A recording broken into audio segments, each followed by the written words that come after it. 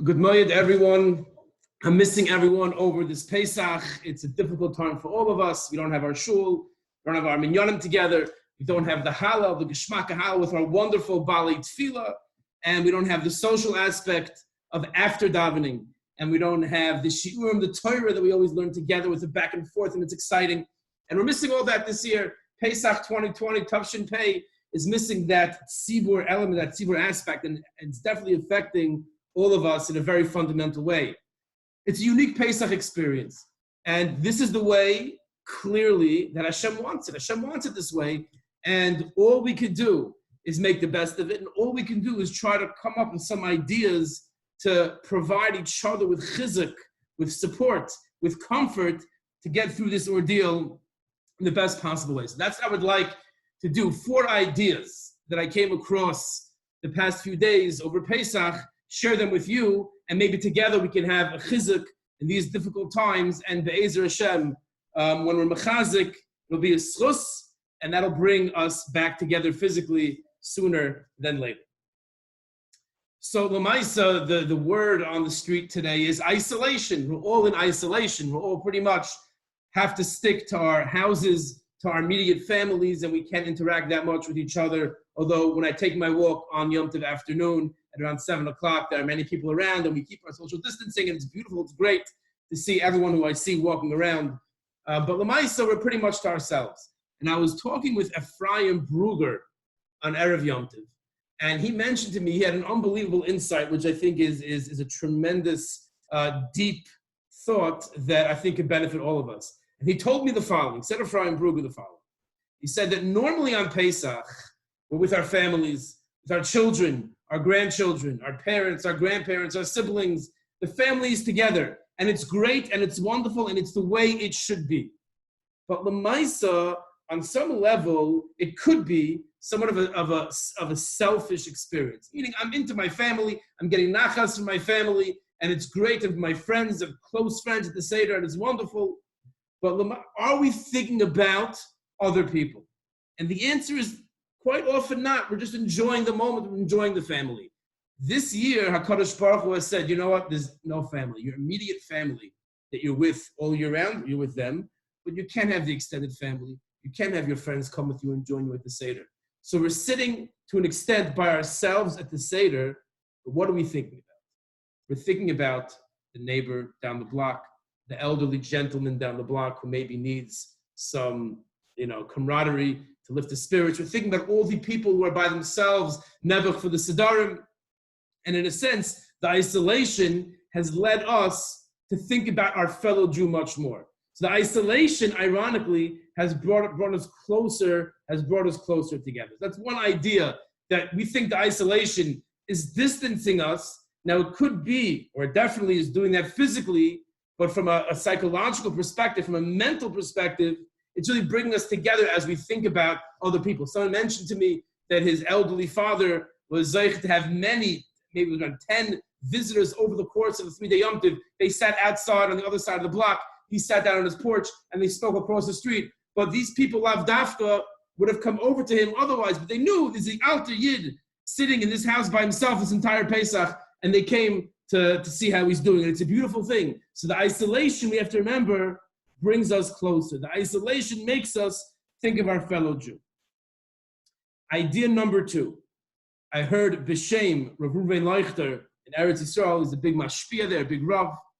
And he said that, he said that there are many institutions, there are many yeshivas, there are many shuls, and every Jew should be affiliated with a yeshiva, should be affiliated with a shul. That's the way it should be. But there's also a downside to that, and that is that a person can define himself by the institution, the Jewish institution that he is part of. And a person can feel, well, I'm part of this yeshiva, and a part of the shul, and I take on the identity of the shul, the identity of the yeshiva, which is a good thing. As we always say many times, that achdus does not mean that we're all the same. That's communism. That's not achdus. Achdus means that we're different. Zvulun was the Chayf Yom. Levi, Shevet Levi sat and learned Torah. Each Shevet had their own calling in life. And remember, in Eretz Yisrael, they sat in segregation. Each Shevet was to themselves. but HaKadosh Baruch Hu was in the center. Achdus does not mean that we're all the same. Achdus means we're different, but we respect each other. But L'maisa, we sometimes define ourselves by our shul, we define ourselves by our yeshivas. Comes HaKadosh Baruch Hu, and he says, you know what? I'm shutting down the yeshivas.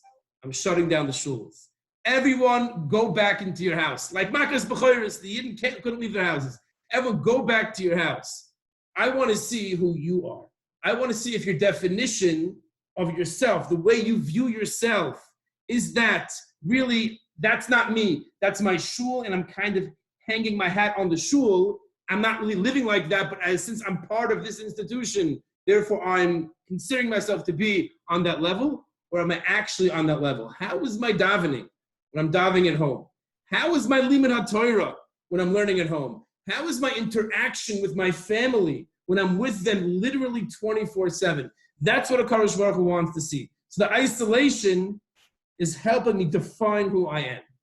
The isolation is helping me pinpoint, to isolate, to see where am I holding as a Yid. And I can't have this false sense of security that since I'm part of this yeshiva, or since I'm part of this shul, I'm on a higher level than I really am. It's forcing me to see myself for who I am.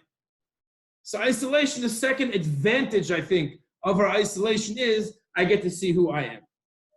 That's the second point.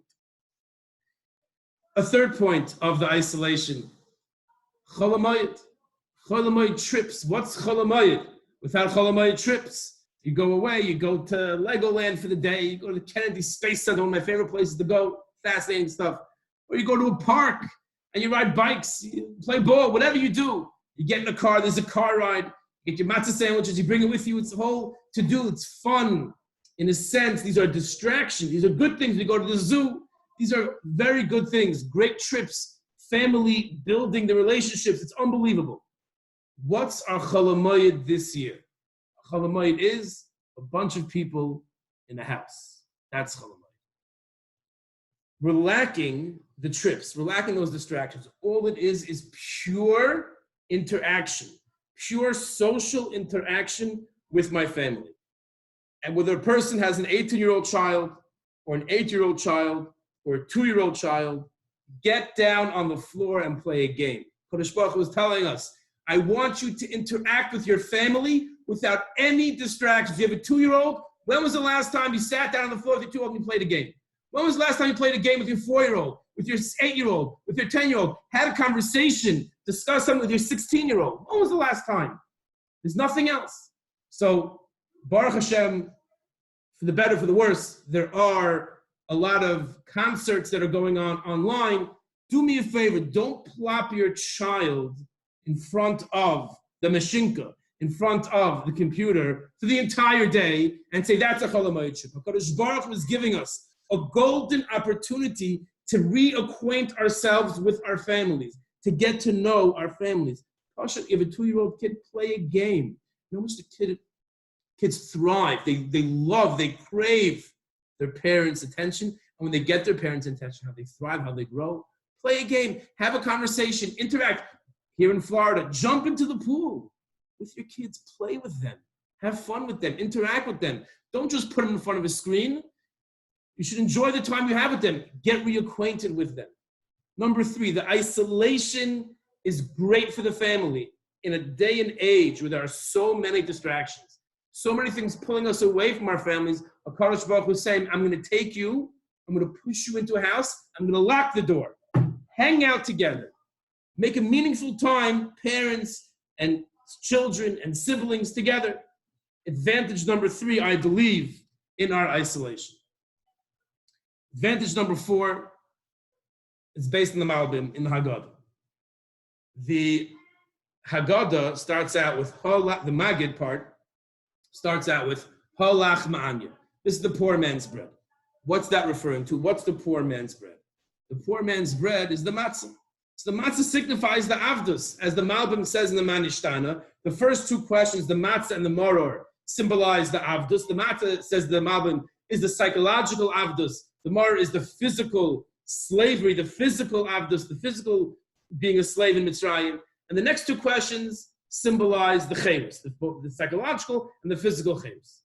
So we see the matzah is not a happy food. The matzah is a sad food. The matzah is like the maror. The matzah is the slavery. It's a sad food reminding us of the servitude.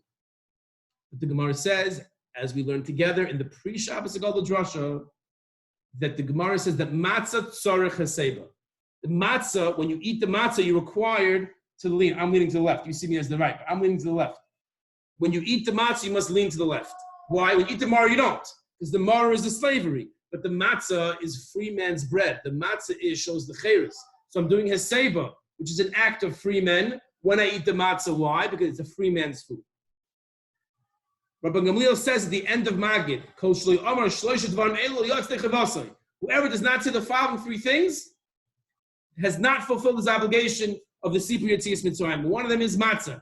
Al Shema, Al Shem Shepasach HaKadosh Baruch Hu Al Batei Avosem Mitzrayim.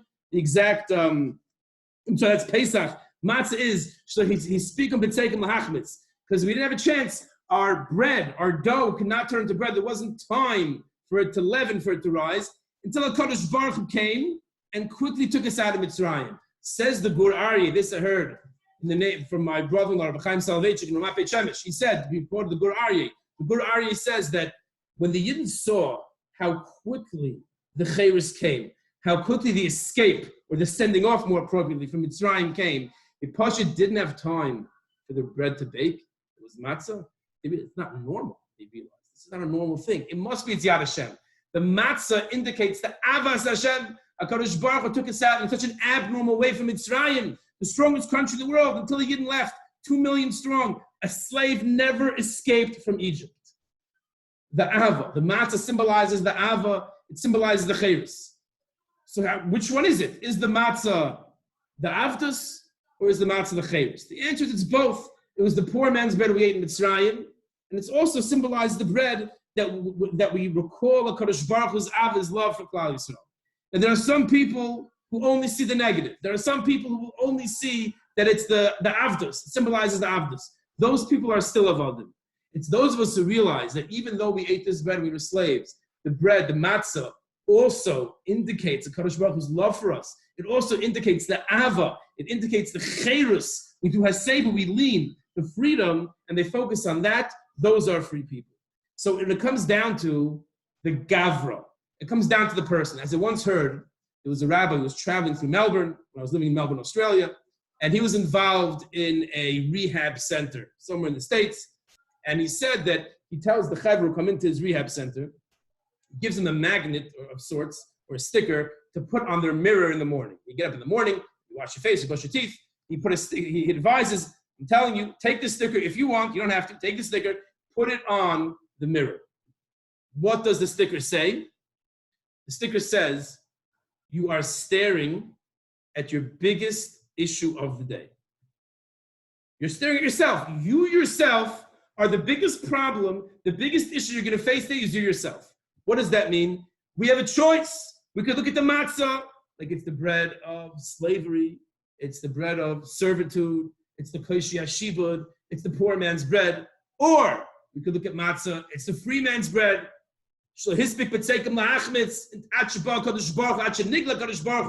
took us out of Mitzrayim. We can view the matzah as being the free man's bread. We could look at Pesach, Tafshin Pei 2020, as being Nebuch.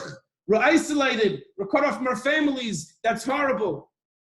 We could look at Pesach as the time to reconnect to our immediate families. We could look at Pesach, this Pesach, as the time to think about the Alter Yid, out down the street, to think about people who need our help. We can use Pesach to realize all the brachas that we have. Who am I? We can use Pesach to realize that I am who I thought I was, or I'm not, and I have to fix myself. These are 4 ideas that this isolation, I think, brings out in ourselves. Number 1, to think about the other Yid. Number 2, it helps define who I am. I have no outside entity with which to define myself by. I define myself by myself. That could be a very scary idea. That is what HaKadosh Baruch Hu is kind of forcing us to do. The 3rd idea of isolation is that it's making me reconnect with my family, with no distractions, with no car rides, with no bike rides in the park, with no Kennedy Space Center, with no zoo. I I'm with my family. I have to interact and play games and learn Torah. The Ma'adim are given. The Issachar Hamoed was given for Talmud Torah. I'm learning Torah with my children. I'm having fun and playing with my children. And also, this Pesach is giving us the opportunity to see, am I a chametz, am I a matzah, a cheres dika matzah yid? Am I an avdus dika matzah yid? Am I a yid who focuses on the negative, or am I a yid who focuses on the positive? And Be'ezer Hashem, we should all be zoicha to always focus on the positive. And if we think positively, things will be positive. Be'ezer Hashem, we should all be zoicha to come back together very shortly and again begin life with the new normal. Be'ezer Hashem, life will never go back to the way it was before. We should take all these lessons of this crazy, tumultuous time, become better Yidden, and by doing so, be zoicha to come back together very shortly. Wishing everyone a good Hamoed.